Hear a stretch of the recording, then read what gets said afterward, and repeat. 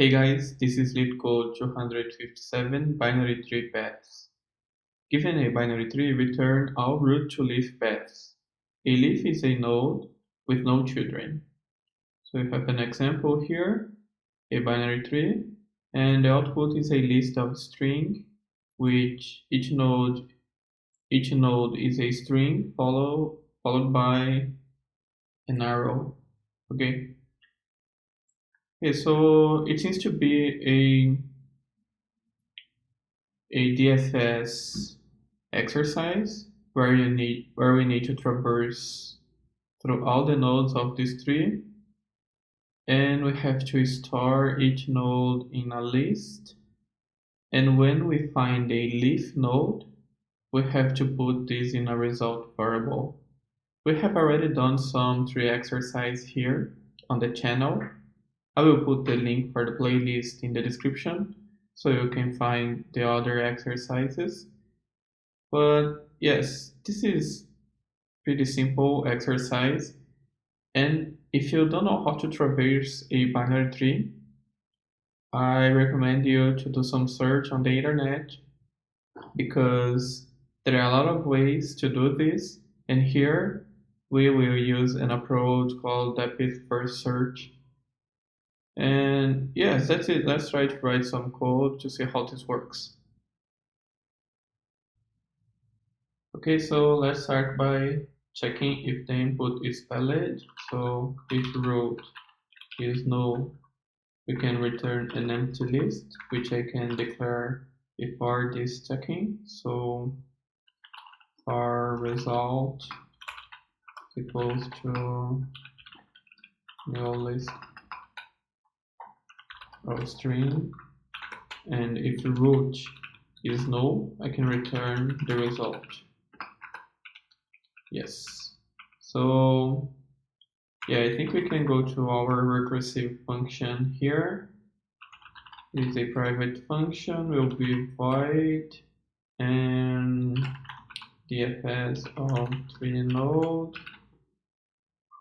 We also need here, I think, a list of string of the current path, and also the result variable. Okay, so as this is a recursive function, we can start by checking the base case, which is when root is null.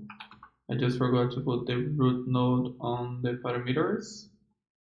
So if root is null, we can just return, and let's fix this here, root.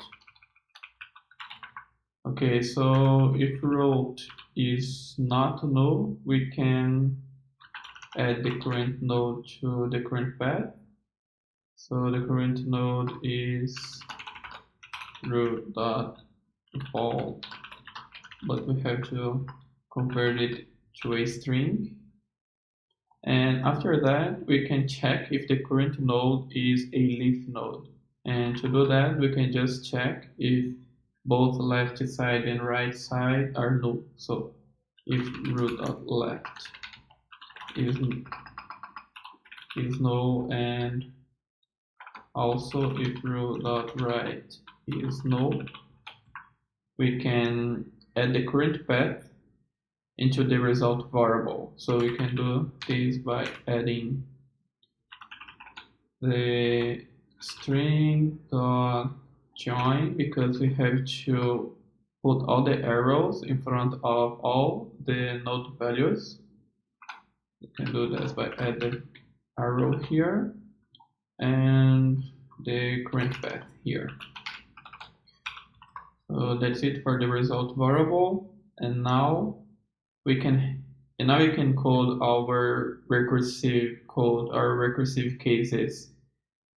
So to do that, we can call DFS for the left node, and also passing the current path and the result variable, and we have to do that also for the right side. And here, as we are going back into the previous node, we also have to delete the the last node that we added into the current path. So we have to remove at the current path dot count -1. So here we are removing the last node we added into the current path because we are going back to the previous node and going back because of the recursion here. And yes, that's it. I think this is the solution for the recursive method here.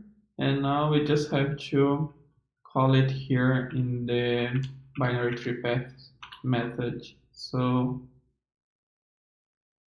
dfs root the current path list and the result variable.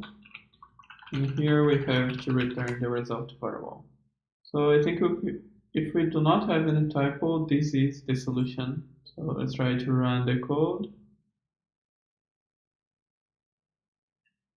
And let's try to hit submit.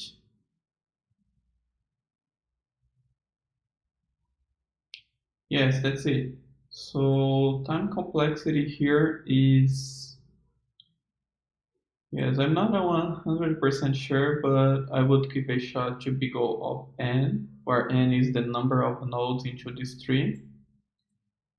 But I'm in doubt because of this line here, the line 33, because every leaf in this node we have to traverse the current path to build a index here in this result variable.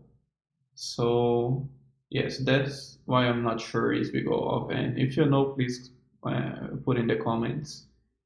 And the memory complexity here, if we do not count the current path and the result variable, is big O of h, where h is the height of the tree because of the recursive calls.